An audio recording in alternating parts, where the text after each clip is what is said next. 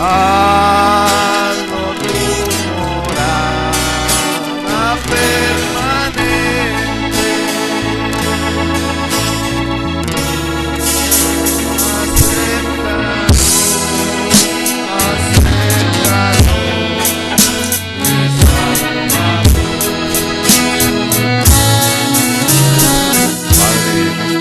Señor, viendo Dios que ha oscurecido, Señor, las manecillas están a punto de hacerse una, Señor Jesús, para dar la medianoche, Señor, que será cuando tú vendrás, Señor. Padre, no en balde el mundo, Señor Jesús, está caminando, como dijo tu siervo, Padre, como un borracho en medio de la oscuridad dando tumbos, no sabiendo a qué hora va a caer, Señor. Padre, y a nosotros, Señor, lo único que hace la diferencia es la luz de tu palabra, Señor. Padre, ese faro que nos va a guiar hacia buen puerto, Señor. Padre, y en medio de la oscuridad que existe en el mundo religioso, tú has enviado tu mensaje, Señor. Esta gran luz resplandeciente, Señor, la cual ha venido a iluminar nuestro entendimiento, Señor. Padre, te ruego, Dios, como dice tu palabra, deberíamos de estar atentos como una antorcha, Señor. Padre, pero tú no has enviado una antorcha en este tiempo, has enviado un gran faro de gran potencia, Señor.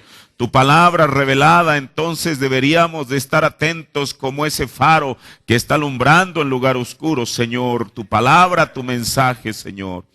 Padre, te ruego, Dios, que en esta mañana tú vengas e ilumines nuestro entendimiento, Señor. Que tu palabra venga, Señor Jesús, e instruya nuestras vidas y nuestros corazones, Padre. Yo estoy en tus manos, Señor, pidiéndote, oh Dios, que tú me hagas a un lado, Señor, y que tú hables solo lo que es tu palabra, Señor, en el nombre de Jesucristo. Amén. Dios bendiga a cada uno de ustedes, les doy una cordial bienvenida en el nombre de nuestro Señor Jesucristo. Vamos a tomar nuestra escritura en la porción de la Biblia que la hemos estado tomando estos últimos domingos, que es en Primera de Corintios, el capítulo 10, el verso 12. Para continuar con este tema que hemos llamado popularidad, dinero, mujeres. Este es el sermón número 7 y en esta mañana vamos a continuar con este tema de la palabra del Señor. Y dice el apóstol Pablo: así que el que piense estar firme, mire, no caiga. Amén. Tome su asiento. La otra semana estuvimos hablando acerca de Saúl. Cómo es que él, bueno, debido a la popularidad, y bueno, él es el ejemplo que el profeta nos pone, desde luego, ¿verdad? No quiso hacer caso al mandato del Señor. Y mire, como decíamos la otra vez, la vida de una persona, hasta cuando una persona deja de existir en esta tierra es cuando se puede escribir su biografía, no antes. Por eso, como decíamos, aquí el apóstol Pablo nos está alertando a todos, y yo creo que más a los ministros, aquel que cree que está firme, mire que no vaya a caer mañana. Quizá el día de hoy yo piense que esté firme, y qué tal si el día de mañana caigo. Por eso yo creo que esa es una solemne advertencia del Señor para cada uno de nosotros. Mire, ahorita vamos a ver ya la última parte de esta biografía de este hombre llamado Saúl, el cual tuvo que aprender una dura lección por no haber hecho caso al mandato del Señor. Pero el final de la historia de él, el final de sus días, es que a pesar de la lección dura que él tuvo que aprender, con todo y eso fue salvo. Eso es lo que nos dice la Biblia. Mire, esto difiere con la interpretación que tienen la mayoría de las iglesias evangélicas. Y ellos toman la parte donde Samuel le dice a Saúl, ahorita lo vamos a ver, que él se había convertido en enemigo de Dios. Ya ve, dice la gente, era enemigo, así que no podía ser salvo. Bueno, ¿cuál es la diferencia en nosotros creer que fue salvo? Bueno, primeramente, porque la Biblia lo dice, y en segunda, porque un mensaje, un profeta vino y nos reveló la Biblia. Eso hace la diferencia. Ahora, mire, todos entendemos que Saúl, ya estando en esa situación tan difícil en la batalla, dice la Biblia que él intentó suicidarse. Pero ya vimos la semana pasada que fue una malecita quien en realidad lo mató. Él reconoció eso ante David. Ahora, mire, voy a tomar una escritura en 1 de Samuel, el capítulo 31, el verso 4, para ver la última parte de la historia de Saúl. 1 de Samuel 31, 4. Aquí está la batalla poniéndose ya muy dura. Y entonces en 1 de Samuel 31, 4 dice: entonces dijo Saúl, no a una malecita, sino le dijo a su escudero, aquel que estaba junto a él, aquel que estaba para protegerlo, porque eso es lo que hace un escudero, protege las espaldas y el frente de la persona. Entonces dijo Saúl a su escudero: saca tu espada y pásame con ella. ¿Por qué? Porque no vengan estos incircuncisos y me pasen y me escarnezcan. Mas su escudero no quería, porque tenía gran temor.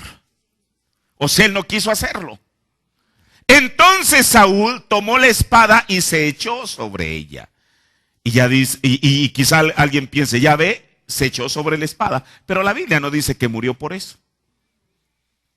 Ahora, mire qué cosa, este escudero, la Biblia dice porque tenía temor. Yo, mientras estaba haciendo las notas, estaba pensando en esta palabra. ¿Qué temor era aquel que tenía el escudero para no querer traspasar a Saúl? Yo se lo voy a decir, tenía temor de Dios.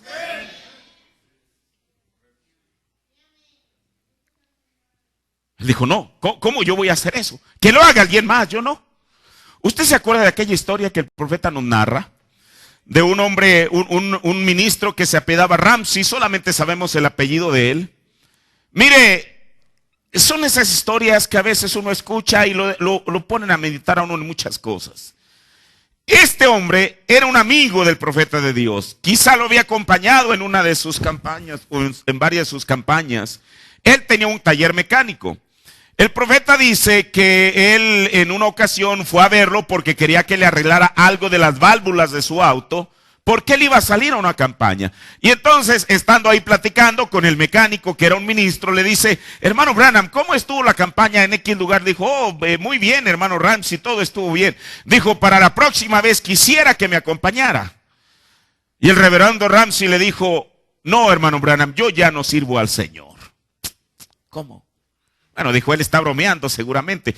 Y usted sabe cómo es que la denominación, muchos de los ministros traen aquí en el bolsillo su credencial de predicador.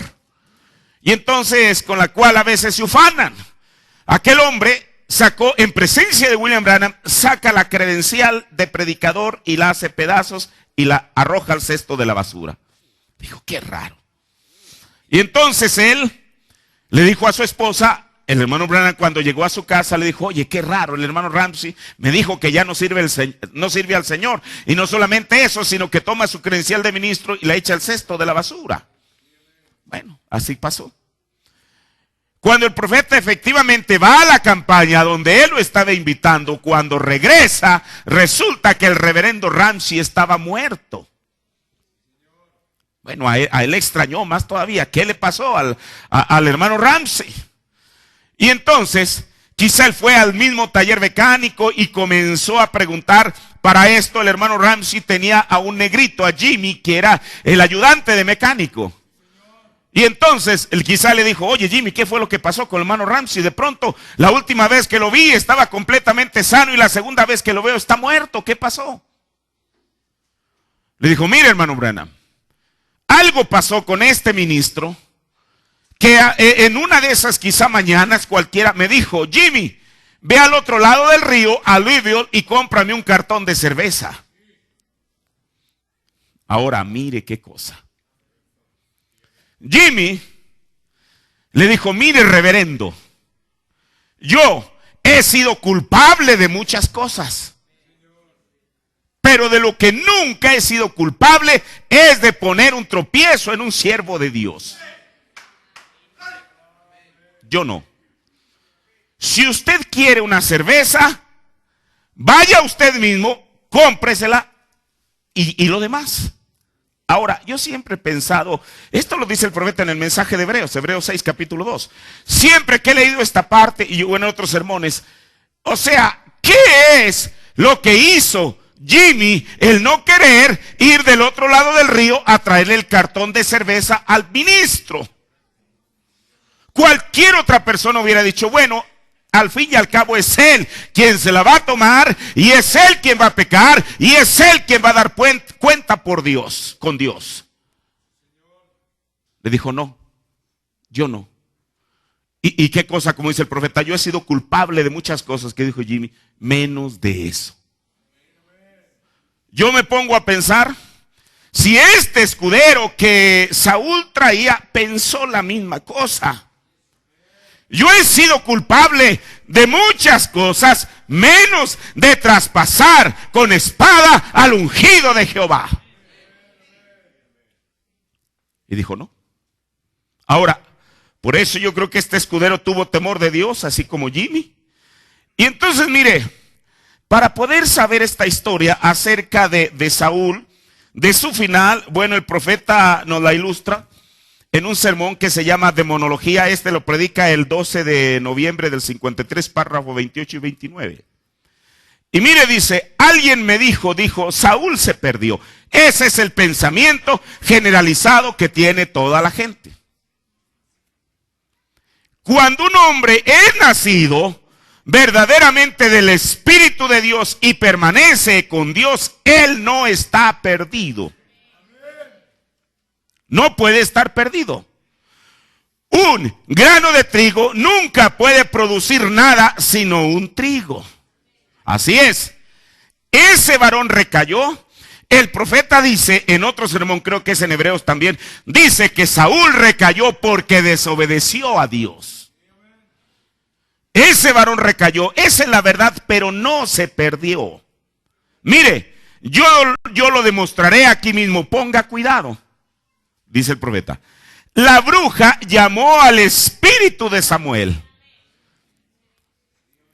La gente dice, no era Samuel, era un mal espíritu. Bueno, yo tendría que, a alguien le tengo que creer. O le creo a la Biblia, o le creo a los argumentos de la gente. Ahora, la bruja llamó al espíritu de Samuel, y Samuel reconoció a Saúl y dijo, ¿por qué viniste a mí viendo que te has convertido en enemigo de Dios? Ahora, ustedes bautistas me deberían gritar amén. ¿Qué cosa? En un momento. Ahora, ¿por qué él? ¿Por qué me has llamado viendo que te has convertido en enemigo de Dios? Dice, ahora pongan cuidado, él dijo, no solo era Samuel parado allí, sino que seguía siendo profeta. Amén. Él seguía siendo un profeta y él dijo, mañana vas a caer en la batalla y tu hijo caerá contigo. Y como a esta hora, mañana en la noche, tú estarás conmigo. Entonces, si Saúl estaba perdido, de igual manera lo estaba Samuel. ¿Es así? Pregunta el profeta. Saúl nunca cometió suicidio. Un filisteo lo mató. O sea, una malecita, sabemos, ¿verdad? Cualquiera de ustedes, lectores de la Biblia, que la leen completamente, sabe eso. Un filisteo lo mató y David mató al filisteo por eso. Muy bien, noten, Saúl estaba ungido de Dios. Perdón, Saúl estaba herido, es cierto. Escuche, aquí está. Saúl estaba herido, es cierto. Pero un filisteo lo mató y David lo mató porque él dijo, tú le has quitado la vida al ungido de Dios, y Saúl era él mismo un profeta. Ahora, estas palabras que dijo el profeta de Dios tienen que tener un respaldo en la Biblia. Vamos a ir a 1 de Samuel, el capítulo 28, versos de 12 en adelante.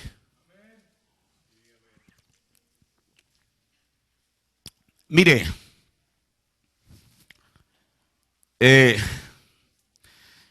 no era fácil ser el rey de Israel, porque en las batallas el rey era aquel que debería de salir adelante. Cuando Saúl sabía que se tenía que enfrentar en esta batalla, él no sabía qué es lo que iba a suceder. ¿Por qué? Porque las batallas no eran ganadas por la habilidad del pueblo de Israel en manejar las flechas y las lanzas. Eran ganadas porque Dios les daba la victoria. Hoy en día, las batallas que son ganadas en cada cristiano no son ganadas por la habilidad que él tenga o el entendimiento que tenga, son ganadas por la ayuda de Dios. Es lo mismo que con Israel. Entonces, bueno, él estaba tenso. ¿Qué va a suceder? Entonces le dijo: Señor, dame un sueño. No tuvo ningún sueño. Señor, dame una profecía, que el profeta venga y me diga qué va a suceder. No hubo nada. Acudió a un recurso, que era el Urim Tumim, que en un tiempo estaba en el pectoral de Aarón, pero dijo el profeta, con el tiempo lo pusieron en una columna del templo. Allí estaba el Urim Tumim con aquellas 12 piedras representando cada una de las tribus de Israel. Y la persona, si tenía un sueño, una visión, mire, esto es importante. Yo creo en sueños y en visiones, pero tienen que ser traídas al Urim Tumim. La Biblia dice: donde hay abundancia de sueños, hay abundancia de vanidades. Así dice la Biblia. ¿Cuál es el Urim Tumim de nosotros hoy en día? Es la palabra y el mensaje. Aunque pueda parecer muy maravilloso, muy bonito la visión que alguien tuvo, traigámosla a la Biblia. Hace poco un hermano decía: yo voy a predicar de los dones. Dije: predique lo que usted quiera. Y lo hizo. Dije: yo no creo, yo no estoy opuesto a los dones. Lo único que la persona que tiene un don tiene que hacerse a la horma de la palabra. No es como las denominaciones, que alguien ahí se levanta en lenguas y el otro interpreta, y a veces lo que interpretan es pura mentira. Dijo el profeta: se tiene que tener un cuarto de dones, y ahí que la persona hable lo que tiene que hablar, y 3 personas espirituales que juzguen eso, y ellos dirán si es de Dios. Si es de Dios, se le anuncia a la iglesia; si no, ahí se queda. Eso es lo que el profeta nos enseñó en el orden de la iglesia, hermano. Yo no estoy en contra de los dones, pero también si la persona dice tener una revelación o una visión de parte de Dios, como dijo el profeta, no es recitando una porción de la Biblia. Y si eso no sucede, la persona debe tener suficiente humildad para que ore la iglesia por ella y se le salga ese espíritu de mentira. Ahí es donde está el reto. Ya después de ahí, pocos se atreven a dar un paso más adelante. Eso es lo que el profeta nos enseñó, hermano. Por eso no somos pentecostales. Se tenía el Urim Tumim ahí. Saúl fue y ante el Urim Tumim dijo: Señor, yo quiero saber qué es lo que va a suceder en la batalla. El profeta dice: si aquellas piedras ante un mensaje quedaban inertes, sin vida, no era de Dios. Bueno, pues ya ni el profeta, ni el sueño, ni el Urim Tumim. El asunto es tierra. Hermano, ella sabía quién era Samuel. Claro que lo sabía. ¿Qué no? Aquellos endemoniados, aquellos vagabundos de Hechos 19, que dijeron, aquel hombre endemoniado, le dijeron: nosotros te conjuramos por el que Jesús que Pablo predica. Mire qué cosa. El endemoniado les dijo: sí, yo sé quién es Jesús, Él es el Hijo de Dios, pero sé quién es el mensajero de la primera edad. ¿Usted cree que la gente diga lo que diga? ¿Usted no cree que el diablo sabe quién es William Branham? Él sabe, él tiene la certeza, tiene la seguridad. Yo sé quién es Pablo. Ahora, esta mujer sabía quién era Samuel. Sabía que la escritura que dice: vosotros sois dioses e hijos del Altísimo, allá había uno de tantos que llenaba ese requisito. Hermano, una cosa es el conocimiento. El Señor le dijo a Moisés: mira, tú vas a ser Dios y Aarón va a ser tu profeta. Eso es la enseñanza. Si esa enseñanza hubiera sido equivocada, Satanás, en cuanto tuviera la oportunidad, la hubiera echado al suelo. ¿Qué está diciendo esta mujer? He visto dioses, no dioses paganos. Ella había logrado penetrar a aquella, ya lo vimos cuando hablamos de las dimensiones, al paraíso. Y se dio cuenta quiénes eran los habitantes de ese lugar. Por eso ella dijo, yo he visto dioses que bajan y suben de la tierra. Ahora,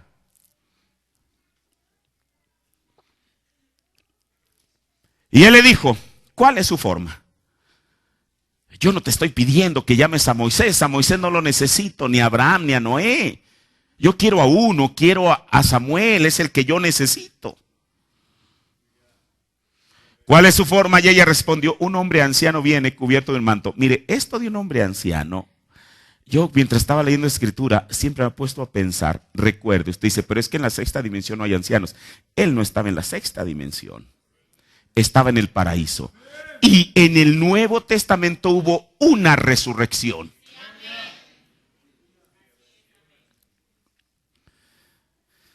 Un hombre anciano viene cubierto de un manto. Saúl entonces entendió que era Samuel. Bueno, vamos a suponer que Saúl por su condición no sabía, ya no discernía las cosas. Pensémoslo de esa manera. Y él entendió que era Samuel. Dice, y humillado el rostro a tierra, hizo gran reverencia. ¿Y quién dijo? ¿Quién? Entonces, ¿era Samuel o no era Samuel? Y Samuel dijo a Saúl, ¿por qué me has inquietado haciéndome venir? Y Saúl respondió, estoy muy acongojado, pues los filisteos pelean contra mí. Y Dios ha apartado de mí y no me responde más, ni por mano de profeta, ni por sueños. Por eso te he llamado para que me declares qué tengo que hacer. Siguiente verso. Entonces, ¿quién? Entonces Samuel, ¿era Samuel el que estaba hablando con Saúl o no era? A alguien le vamos a tener que hacer caso. Entonces Samuel dijo, ¿y para qué me preguntas a mí, habiéndose apartado de ti Jehová y eres tu enemigo? Esta parte de la escritura es la herramienta que mucha gente utiliza para decir que Saúl no fue salvo porque se convirtió en enemigo de Dios. Pero ese argumento se va a caer en el siguiente versículo. Y Jehová, ahora, hermano, mire, escuche. Samuel, aunque se había ido de esta tierra, seguía siendo profeta. Y cuando fue llamado y tuvo que profetizar, lo volvió a hacer. Hay una escritura en Apocalipsis que dice, es necesario que profetices otra vez. Si alguien va a profetizar otra vez, es porque ya profetizó. Alguien dice, esa es la novia. Yo me pregunto solamente, no le pregunto a usted, yo me pregunto, ¿cuándo la novia ha profetizado?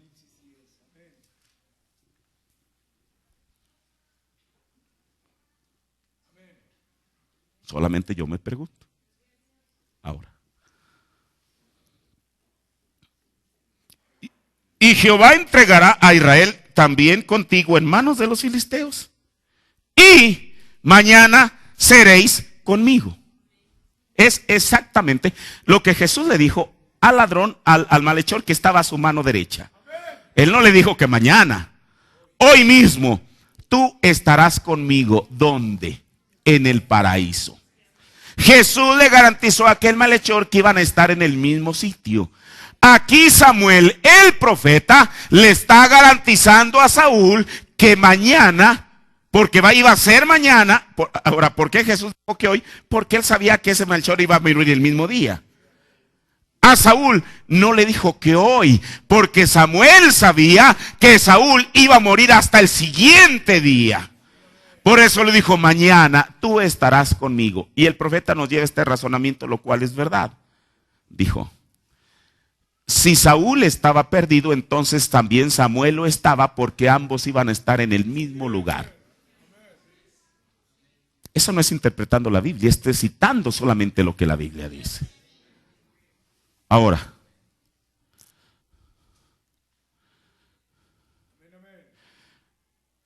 mañana seréis conmigo tú y tus hijos, y aún el campo de Israel entregará Jehová en manos de los filisteos. Así es como termina la vida del primer rey de Israel. Ahora, vayamos a Primera de Samuel, el capítulo 31, tres capítulos más adelante, donde dice, Primera de Samuel 31, 11 al 13. Primera de Samuel 31, 11 al 13. Mas oyendo los de Jabes de Galaad esto que los filisteos hicieron a Saúl, todos los hombres se levantaron y anduvieron toda aquella noche y quitaron el cuerpo de Saúl y los cuerpos de sus hijos del muro de Bet-san y vinieron a Jabes y los quemaron allí. Tomando sus huesos los sepultaron debajo de un árbol en Jades y ayunaron 7 días. Así fue como terminó la vida de Saúl. Ahora, el haber sacrificado el mandato de Dios debido a conservar su popularidad hizo que Saúl recayera y por consiguiente ese fuera el comienzo de su declive. Ahora, si el profeta de Dios dice que a Saúl lo hizo caer la popularidad, esa es la lección para aprender de cada ministro, cuyo corazón se inclina hacia la popularidad.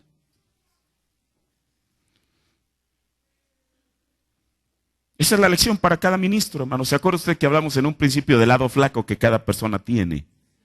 Cuyo lado flaco es mantener la popularidad a cualquier costo. Ahora, eso es la historia. Pero hoy en día y en esta mañana, ¿cómo un ministro podía caer por causa de la popularidad? Eso es ver a Saúl allá. Y los tipos son perfectos, desde luego. Pero hoy en día, ¿cómo? Mire, en 3 clases de creyentes, párrafo 220, dijo el profeta. Mire, yo me pregunto, en estos días estaba yo viendo algunas cositas. Usted sabe, cuando el hermano Branham se vino de Jeffersonville a Tucson, como decíamos en una ocasión, la mayoría de los ministros se pusieron en guardia. Y dice que en una ocasión en la iglesia de un hermano Gilbert, dice que ellos le preguntaron. No se quedaron solamente con aquella incertidumbre, sino que le preguntaron, ¿vino usted a formar otra nueva iglesia aquí? Si él les hubiera dicho sí, inmediatamente alertar a la gente. Dijo, no, yo no vine a formar una iglesia. Y él dice, y lo dice, la otra vez estaba yo escuchando el sermón, ¿qué casa me edificaréis? Y ahí el profeta lo dice. Lo predica en noviembre del 65, había pasado 1964, 1963, 64, 65, al final dice, porque esa fue la primera iglesia del mensaje que hubo en Tucson, el tabernáculo de Tucson. Y él dice, él habla del hermano Gilbert y de otro hermano. Dijo, yo he estado aquí 3 años, dijo, y ellos no me han invitado a predicar. Dijo, yo entiendo la razón. Ellos pertenecen a una denominación. Si ellos me invitaran, serían echados fuera. Y yo estaba pensando, dije, ¿qué tal si esta cinta alguna vez cayó en manos de estos pastores?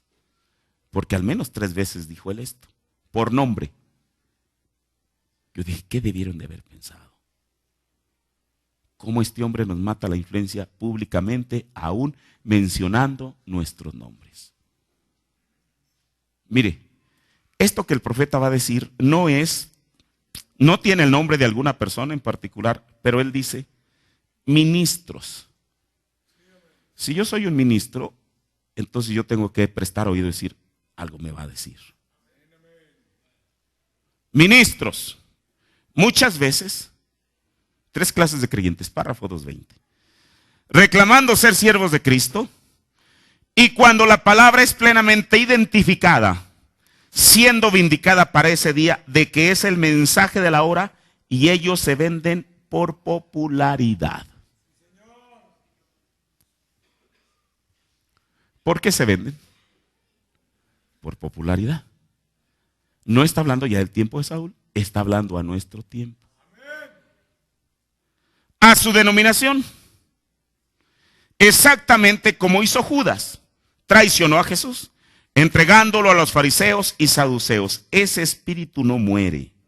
Por tanto, eso está hoy entre los creyentes, incrédulos y manufacturados. ¿Ven? Es exacto. Llegó hasta allí y vendió a Jesús por 30 piezas de plata. Muchos hombres lo harán hoy. ¿Cuándo? Hoy. ¿Por qué? Por un boleto para comer.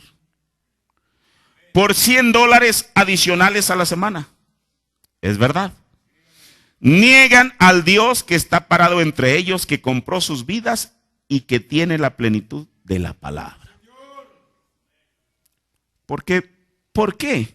Se venden popularidad por popularidad al negar la misma palabra que reclaman creer y predicar. Eso no es poca cosa, hermano. Mire, en la estatura de un varón perfecto, párrafo 415. El profeta dice concupiscencia. ¿Qué es concupiscencia? Es un deseo carnal, es un deseo propio, humano. Concupiscencia de dinero. Concupiscencia por grandes cosas. Concupiscencia por popularidad. Eso quiere decir que ya, como alguien, bueno, no digo esto, pero de veras, para mí fue un insulto eso que escuché aquí mismo. Hermano, usted haga mofa si quiere de lo que escucha en la calle, de los chismes de la calle, de las noticias de la calle, pero nunca por su propio bien haga mofa de lo que el profeta dijo. Nunca, escúcheme, nunca.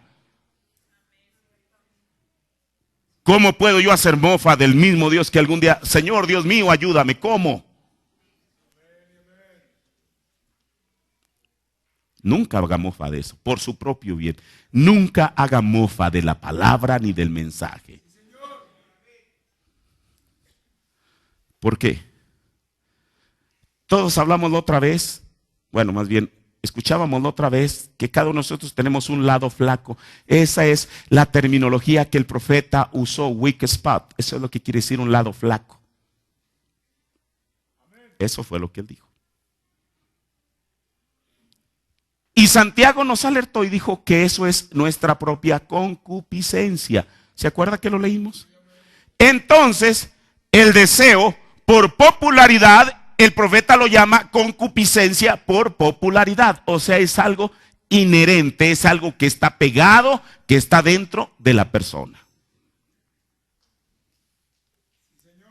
Concupiscencia por popularidad. Estas cosas, escuche. Estas cosas están muertas para el creyente. A nosotros no nos importan una tienda o una choza. ¿Por qué tendría que afanarme, vivir o morir, hundirme o ahogarme? Esto aquí es lo que me interesa, el reino de Dios, ya sea que me pueda quedar con mi hogar, que pueda tener a mi familia, que pueda quedarme con lo que sea. Yo quiero quedarme con Cristo, nuestra esperanza en gloria. Ahora mire, entrando ya más cerca a lo que es la popularidad, investigando el mensaje, la popularidad le hace al ministro tener un concepto falso de sí mismo. Mire, al decir yo estas cosas, yo mismo soy ministro. Para que uno diga, le está echando a la gente, no, me estoy incluyendo ya. Si yo busco la popularidad me hace tener un concepto de mí mismo, falso, un falso concepto. Y yo encontré 3 sermones del profeta donde él dice 3 cosas que apuntan a lo mismo, pero que tienen un antecedente distinto.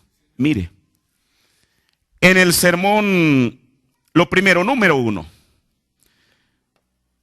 Primero, el ministro comienza a pensar en su posición, o sea, en la posición de él. Piensa que es algo. En el sermón, me parece que eres profeta, párrafo 1, predicado el 14 de julio del 53, dice: yo descubrí 3 cosas que afectan a los ministros.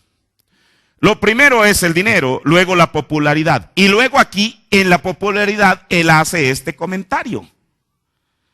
Cuando él comienza a pensar que es algo, no que sea algo. Él comienza a tener ese concepto de sí mismo que es algo. Ahora, eso es una señal de ¿qué? De que el ministro está siendo atraído por la popularidad. Y luego dice el profeta, entonces allí es cuando está en su camino de salida. Primero, ¿qué? Él piensa. Aquí se lo voy a escribir. El ministro piensa, ¿qué? Que es algo. Algo. La segunda cosa. Algo se refiere a su posición, a la posición de él. Piensa que es algo. La segunda cosa en que el ministro que es atraído hacia la popularidad es que él, recuerde, piensa, el profeta usa 3 veces la misma palabra, él piensa, no que él sea, él piensa. Él piensa que es algo muy parecido. Alguien. En el sermón, un juicio en la corte. Mire, este sermón lo tenemos en español, lo predicó el profeta el 14 de abril del 64. Solamente, y digo esto porque quizá usted, alguno de usted, cuando escucha que algún sermón está en español y que lo tenemos en español, puede ser que usted quiera indagar más al respecto. Y eso está perfectamente bien. Pero esta parte que le voy a leer no está en el sermón que tenemos en español. ¿Por qué? Porque después de que ese sermón fue impreso en español para nosotros, encontraron una cinta más completa, que comenzaba antes, ¿sí me explico? Y entonces, en esta parte, que no está en español, y gloria a Dios porque encontraron que sea una cinta con un tramo un poquito más grande, quizá 1 minuto, 2, 3, no sé. Mire lo que él dice, en el párrafo 1. Un juicio en la corte. Lo siguiente es la popularidad. Cuando él llega a pensar que es alguien, en ese instante él está en su camino de salida. Cuando él piensa que es algo, ¿está en qué? Su camino de salida. Cuando él piensa que es alguien, está en su camino de salida. Dice, ven, nosotros, no hay personajes importantes entre nosotros. Todos somos iguales. Somos los hijos de Dios. Ven, no hay ninguno de nosotros grande y ninguno de nosotros pequeño. Todos somos los hijos de Dios. Entonces, la popularidad hace que el ministro piense que es algo. Luego, lo hace pensar que es alguien. Pero allí no termina todo. Después de esto, piensa en tener un nivel jerárquico al querer estar por encima de alguien.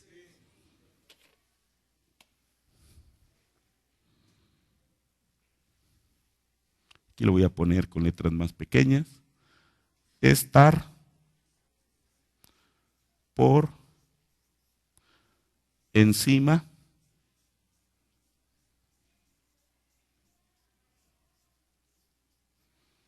de alguien.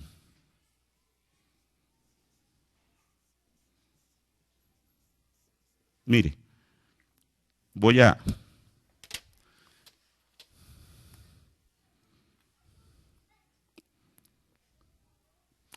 esto, algo se refiere a la posición.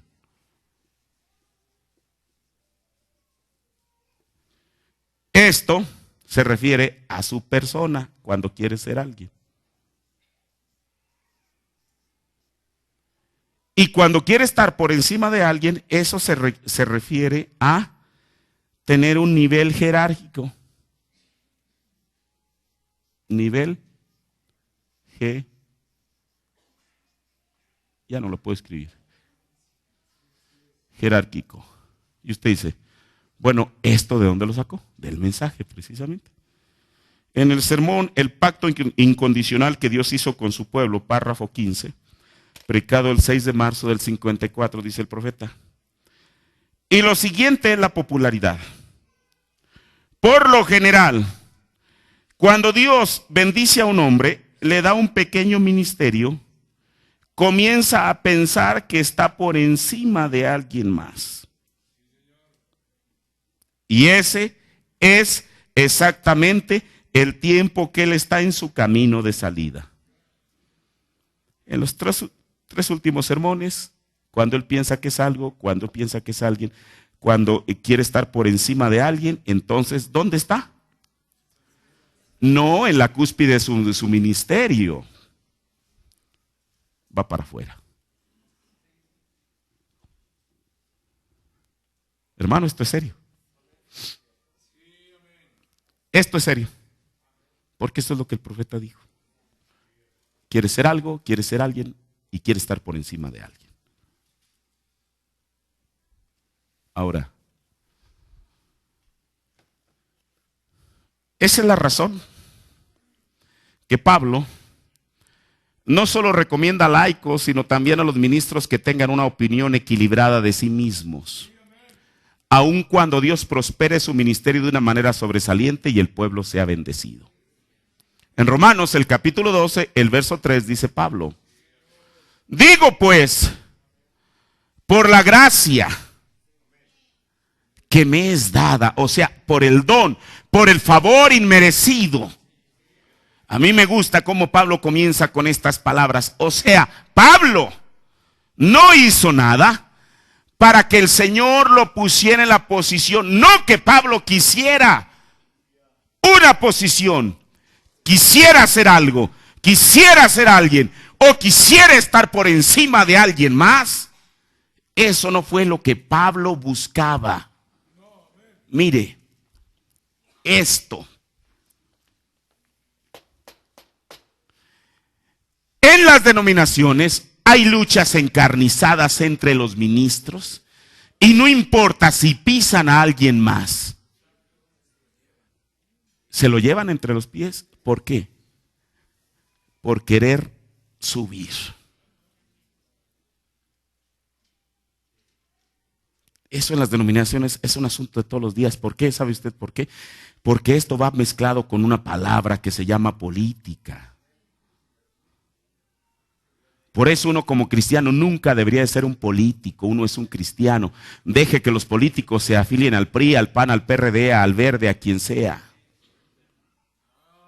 Allá, aquí no.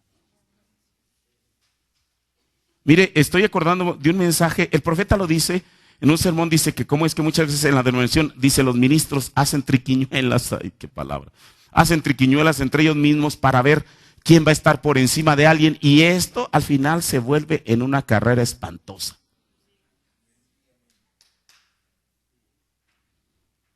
Eso es la verdad. Dios no nos llamó a mí ni a usted, a ningún ministro, a competir el uno con el otro. El profeta dijo, si alguien lleva la pelota, no se la quite. No se la quite, no haga eso. Ayúdelo a que llegue al objetivo. ¿Ve? Dios a cada quien le ha dado su posición. Por eso esto, mire hermano, el nivel jerárquico. A mí me alegra tanto. Pedro tenía muchas cosas valiosas. Él podía poner dentro de su currícula, primero, Simón Pedro, de ser un pescador. Jesús, él no vino por ningún otro ministerio, sino por Jesús mismo. Lo llamó. Primero bajo el discernimiento y le dijo, tú eres Pedro, tu papá se llama Jonás. Ah, caray, ¿quién es este hombre? ¿Qué sabe? ¿Quién es mi papá? ¿Cómo sabe cómo me llamo? Pero con todo y eso, Pedro como que no atendía bien, hasta que un día Jesús fue personalmente a las orillas del mar de Galilea y le dijo, Pedro, ven, mira, de aquí para adelante tú vas a ser parte de mi ministerio. Esa es una palomita, Pedro. A mí el Señor Jesús me llamó personalmente. Dentro de todos los discípulos, como parte de mi carácter, yo era el que más hablaba. Es más, yo solo, Simón Pedro, hablé más que todos los demás juntos. Es más, no solamente eso, En una ocasión el Señor me dio las llaves del reino. Me gustó tanto lo que escuchamos el viernes cuando hablaba de la llave de la puerta y lo relacioné. ¿Qué dijo el profeta? ¿Qué es las llaves? La autoridad. El respaldo, ese es el respaldo. Por eso Jesús le dijo, lo que tú hagas aquí en la tierra, yo lo voy a respaldar en el cielo, Pedro. Una palomita más que llevaba Pedro en su currículo, yo tengo el respaldo de Jesús. Correcto. ¿Quién puede negar eso? Nadie. Cuando Jesús resucita y las mujeres lo ven, Jesús solamente menciona el nombre de uno solo, de los demás no. No porque los demás no tuvieran nada que ver, pero Jesús estaba interesado. Y decid, y díganle a Pedro que yo resucité entre los muertos y que me voy a encontrar con ellos en Galilea. Es al único que menciona por nombre. Bueno, otra palomita más al currículo de Pedro. Hermanos, en el día de Pentecostés, antes que cayera el Espíritu Santo, ¿quién fue el que notó que no eran 11? Tenían que ser 12. Porque seguramente Jesús tomó aquel tipo de las 12 tribus de Israel, hermanos. ¿Quién lo hizo? Tú, Pedro, tú fuiste el que dijiste que había que elegir a otro. Otra palomita. Hermanos, cuando el Espíritu Santo cayó y la gente se estaba burlando de ustedes, diciendo que estaban ebrios, ¿quién fue el que les dijo, guarden su paz, aquí hay una profecía que se está cumpliendo? ¿Quién? Pedro. Otra palomita para Pedro. Recuerden que a mí Jesús me dio las llaves del reino. Cuando los judíos, después de aquel tremendo mensaje de 15 minutos en el día de Pentecostés que hizo que se compungieran de corazón, ¿quién fue el que les dijo? Él reveló ¿cuál era el nombre del Padre, del Hijo y del Espíritu Santo? Pedro. Otra palomita. Y uno puede seguir hasta Hechos. Más o menos en el capítulo 15, la última vez que encontramos a Pedro fue en Hechos 15, cuando tuvieron aquella reunión ministerial en Jerusalén, cuando andaba aquel asunto moviéndose de que el que no se circuncidara no tenía vida eterna. Hermanos, ¿a quién fue al que mandaron con esa carta? Del acuerdo que tomaron los ministros en Jerusalén. A Pedro y a otro. ¿Cuántas palomitas lleva Pedro, hermano? Tiene un currículum completamente completo y hermoso. Pero, cuando se trató de reconocer la autoridad, Pedro dijo, y respecto a nuestro hermano, amado hermano, ¿quién? Pablo. La revelación que le ha dado el Señor. Dijo, algunas cosas son difíciles de entender. Pedro reconocía eso, con todo el currículum largo que tenía. Dijo, los cuales los indoctos, los que no están doctrinados, tuercen para su propia perdición. Ese era el concepto que Pedro tenía de Pablo. Por eso esta escritura es tan maravillosa. Cuando Pablo dice, hermanos, miren, digo pues, por la gracia, que es gracia, es un favor, es un don inmerecido. Por el don o favor que no merezco, hermanos, dijo Pablo, a cada cual que está entre vosotros, esto les estoy diciendo a cada uno de ustedes, que no tenga más alto concepto de sí, porque si tiene un concepto más alto que de sí, va a pensar que es algo, va a pensar que es alguien y va a querer estar por encima de alguien. Que no tenga más alto concepto de sí del que debe de tener, sino que piense, me gusta esta palabra. El profeta dijo que el que su corazón se inclina a la popularidad, él piensa, esa es la palabra que el profeta usó, piensa que es algo, piensa que es alguien y piensa estar por encima de alguien más.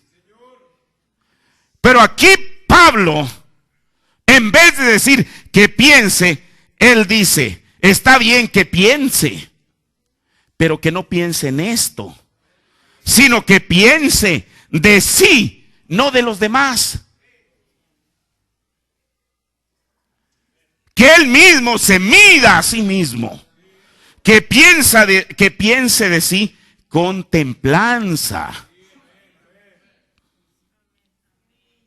Conforme a la fe que Dios repartió a cada uno. Conforme a la medida de fe de revelación, porque eso es fe, revelación. En esto, hermano, el hombre no tuvo nada que ver. Fue Dios en su soberana gracia que a alguien le dio un talento, a otro le dio 5 talentos y a otro le dio 10. ¿Por qué yo tendría que tener envidia de aquel que tiene 10 talentos?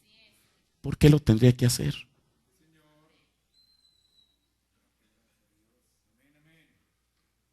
Si a usted Dios le dio 1, multiplícalo y entréguele 2. Si a usted le dio 5, multiplícalo y entréguele 10. Si a usted le dio 10, multiplíquelo y entréguele 20. Esto es exactamente a donde la palabra de Dios nos lleva. Que cada quien, primeramente, no tenga un concepto, porque si lo tiene, aquí está, ya cayó y dijo el profeta, está en su camino de salida. Ahora, mire, son hermosas estas palabras de Pablo, ¿no cree usted? Por eso Saúl desde el mismo comienzo estuvo en su camino de salida.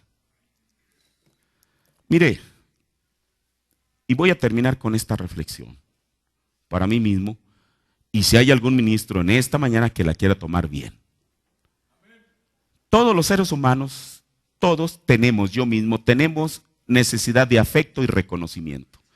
Y aquel que diga que no, bueno, se está engañando a sí mismo y quiere engañar a los demás. Cuando el hombre ha carecido de eso, busca el ser tomado en cuenta. Dentro del cristianismo no es la excepción, porque seguimos siendo seres humanos. Esa es la razón que William Branham, como ya lo leímos, él reconocía que le agradaba el que alguien le dijera unas palabras de reconocimiento, incluso de un halago. Ya lo vimos, ¿no? Pero eso no era el referente para medir si lo que predicaba estaba bien o no. No era el referente. Mire, cuando un ministro, yo mismo, comienza a predicar o cuando ya va en camino predicando, tiene que estar plenamente consciente qué es lo que persigue al entrar al ministerio. ¿Qué es lo que lo motiva? 1, traer almas a Cristo, que eso debería ser lo primero. Traer almas a Cristo. Impartir vida eterna a otros al hacerlos partícipes de las riquezas inescrutables de Cristo. Porque eso dijo el profeta, eso es San Juan 14:12. Las obras mayores, impartir vida eterna.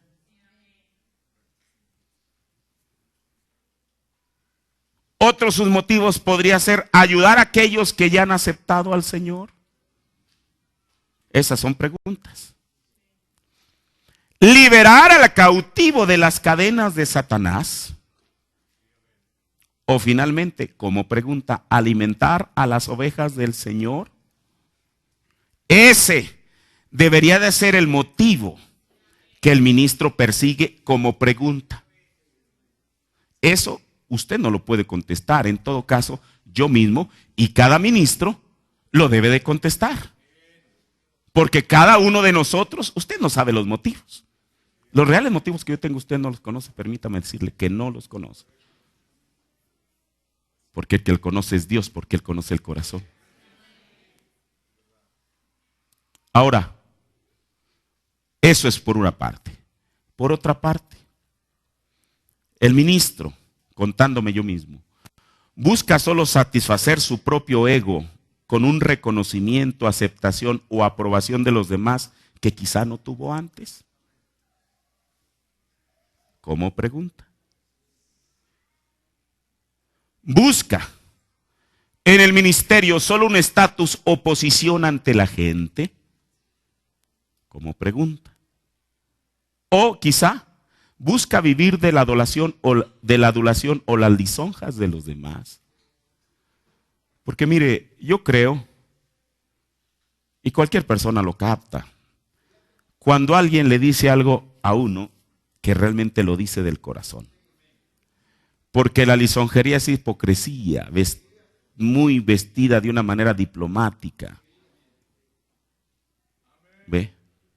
Ahora, hermano, por eso al terminar esto de la popularidad, creo que el ministro debe estar plenamente consciente que es tan frágil como un vaso de barro si no es porque el Señor es quien lo sostiene.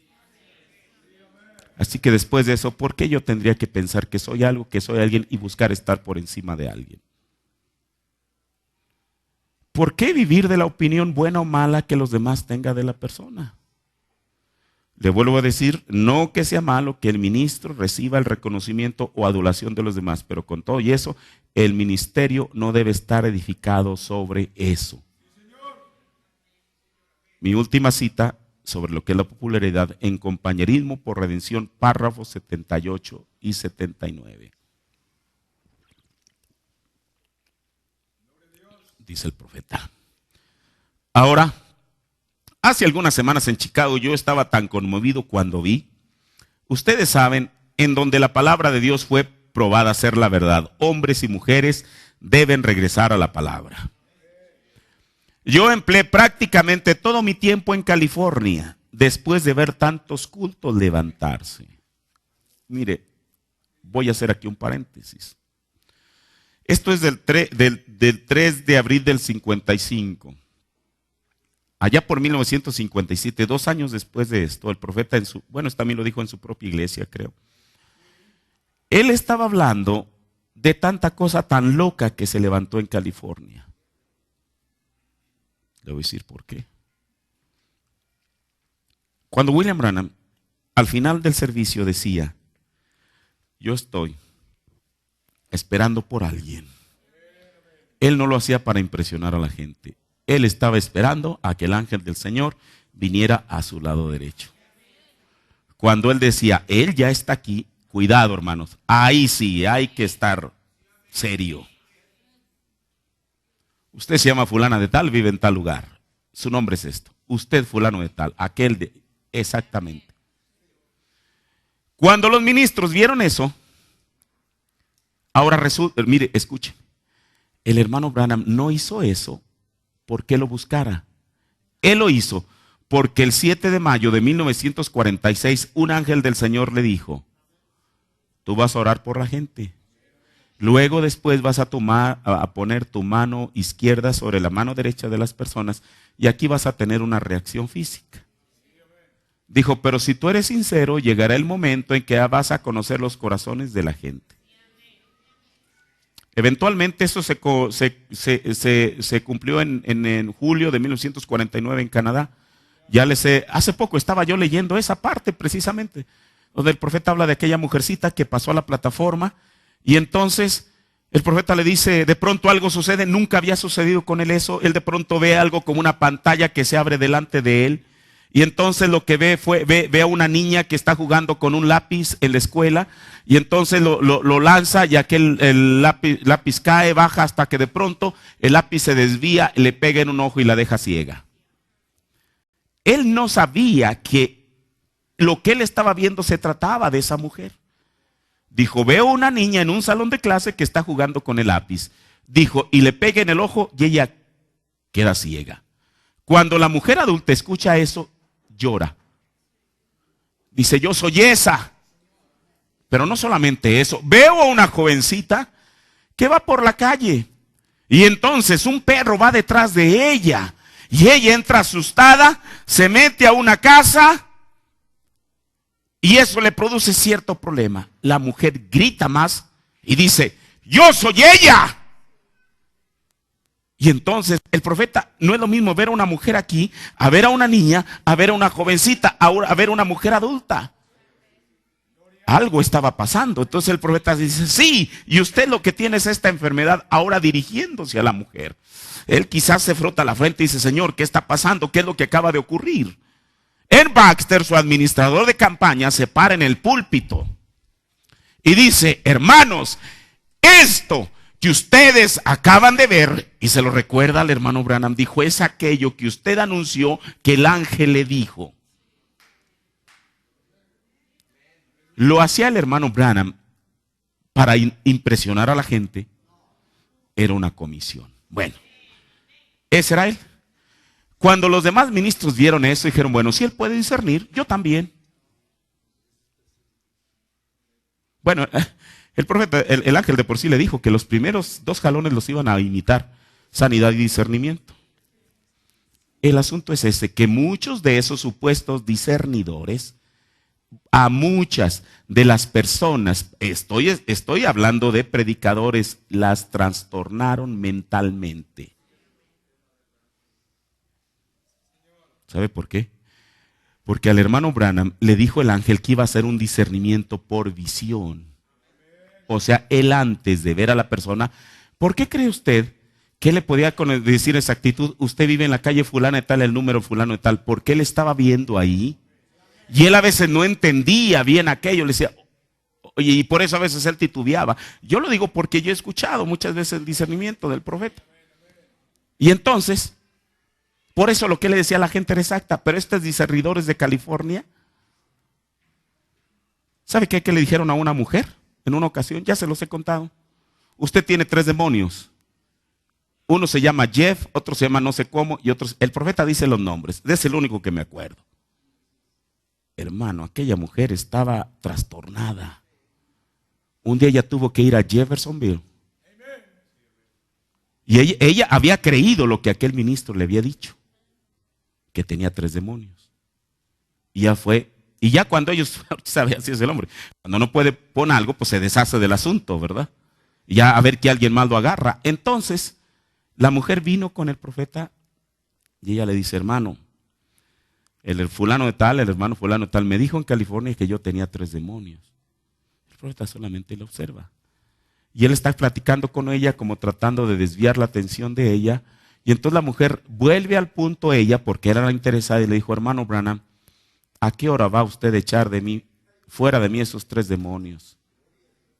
Ante eso el profeta la mira y le dice, no hay ningún demonio que echar fuera. Dijo, usted está en la menopausia.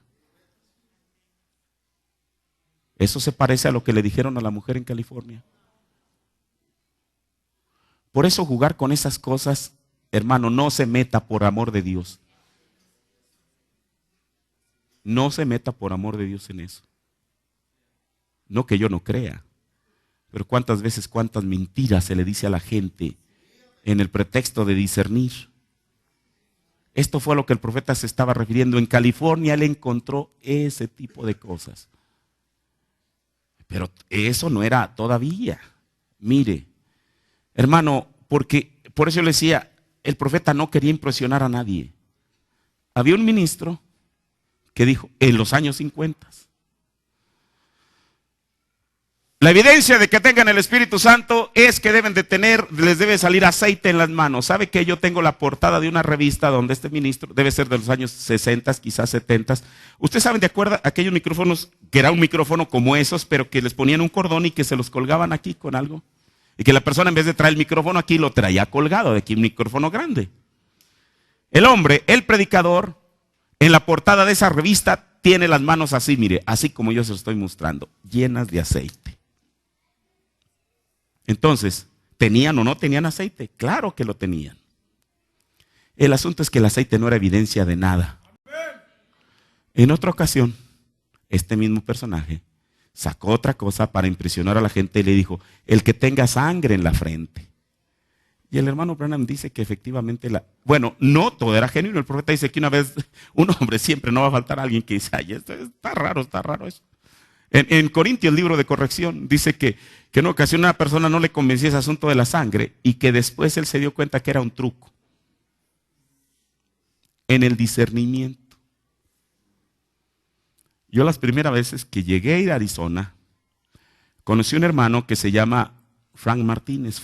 Yo creo que con él fue la primera iglesia que prediqué. Una vez hablando del profeta de Dios, él dijo que él había sido bautizado en la iglesia del nombre de Jesús, que era una iglesia unitaria. Y dijo, hermano, hace poco, recientemente, dijo, fue una reunión tremenda en la cual estaba un hombre que se llama W.B. Grant. Este hombre, el papá de él, había sido uno de los patrocinadores de campañas del profeta. O al menos el profeta predicó en la iglesia de él en Dallas. Dijo, hermano, dijo, yo me quedé asombrado porque era como un estadio y W.B. Grant le estaba diciendo a la persona, usted mujercita que está con aquella falda roja, tiene esto. Usted que está con la camisa azul, tiene esto. Dijo, yo me quedé de veras asombrado. Todo parecía que era genuino. ¿Sabe qué? La esposa de él estaba en la parte de atrás con aquellos microfonitos que apenas se andaban usando. Estaba repartiendo tarjetas de oración. Hermana de la falda roja, ¿qué tiene? Tengo artritis. W.B. Grant, la de la falda roja tiene artritis. Cuando llegaba, hermano, ese tipo de cosas sucedieron recientemente. No era algo de tiempo del hermano Branham. Estamos hablando de los años 80. Yo digo, y después, desde luego, allá en Estados Unidos, los reporteros de los periódicos son serios, hermano. Uno de ellos nomás porque él dijo, yo voy a ver si lo que este hombre tiene es verdad. Se metió, comenzó a investigar, y ahí está el escándalo en el periódico. W.B. Grant, lo que le dijo a la gente es porque su esposa de la parte de atrás a través de aquel micrófono se lo estaba diciendo. Yo digo, ¿para qué? No, y aparte de eso él dijo que en septiembre de 1965 que el hermano Branham fue a Dallas y que mientras él estaba dormido el profeta impuso las manos sobre él y que le había dado, como Eliseo, una doble porción del ministerio de él. El tiempo se encargó de comprobar lo contrario. El profeta nunca estuvo en Dallas en 1965, él estuvo siempre en Arizona.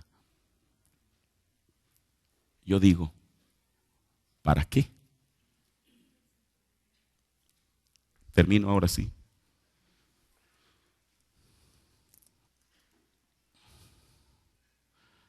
Yo empleé prácticamente todo el tiempo en California de ver tantos cultos, levantarse, tantas cosas indiferentes, tantas cosas que no eran de Dios. Y yo no estoy aquí hoy para criticar a nadie, yo solo estoy aquí para procurar predicar el evangelio.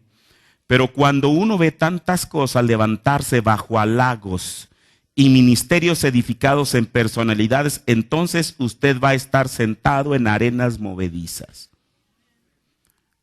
Un ministerio debe de ser edificado totalmente y enteramente sobre el Señor Jesucristo. La Biblia, sin importar cualquier cosa que salga. Póngase de pie. Padre, estas cosas, Señor Jesús, son la verdad de tu palabra, Señor. Ayúdame, Señor Jesús. Yo pido ayuda, Señor. Padre, porque yo digo amén a lo que el profeta dijo, Señor, a lo que tu palabra dice, Señor. Ayúdame, Dios. Perdóname si ha venido ese pensamiento de pensar que soy algo, de pensar que soy alguien y querer tener una jerarquía, Señor. En el entendido, Dios, que tu profeta lo dijo, no yo, que el pastor es la máxima autoridad, que es la cabeza y que es el anciano, eso tampoco también es innegable, Señor. Pero Padre, ayúdame, Dios, con humildad de corazón, Señor Jesús, a nunca ser mal influenciado por esas cosas que yo piense, Dios. Ayúdame a pensar de mí con mesura, como dijo tu apóstol, Señor. Padre, perdóname, Señor Jesús, y lo reconozco públicamente. Si quizá por algo que dije fue malentendido, Señor, respecto a mi persona, pero Padre, no lo quiero volver a hacer, Señor. Padre, para no dar a pensar algo, Señor Jesús. De todas maneras, tú eres el que conoce las cosas, Señor. Padre, que cada ministro en esta mañana, Señor, que ha estado aquí, Señor, Padre, que también piense con mesura de sí mismo, Señor. Y si hubiese algún ministro que no está en esta mañana, pero que después escuchará este sermón, Señor, Padre, por el bien de él, Señor, y por el bien de la grey a la cual está apacentando, Señor, que no tenga también un falso concepto originado por el deseo de popularidad, Señor. Gracias, Señor, Gracias, Padre, por esta porción de tu palabra, en el nombre de Jesucristo. Amén. Aleluya. Entonamos la estrofa de un coro. Ok. Mire. Bueno, creo que no hay un himnario. Si alguien pudiera facilitar uno, hermano. Gracias, hermano. Todavía tenemos algunas cositas que hacer. Discúlpeme, mire, el tiempo se me fue rápidamente. Pero quería terminar hoy lo de la popularidad para después entrar.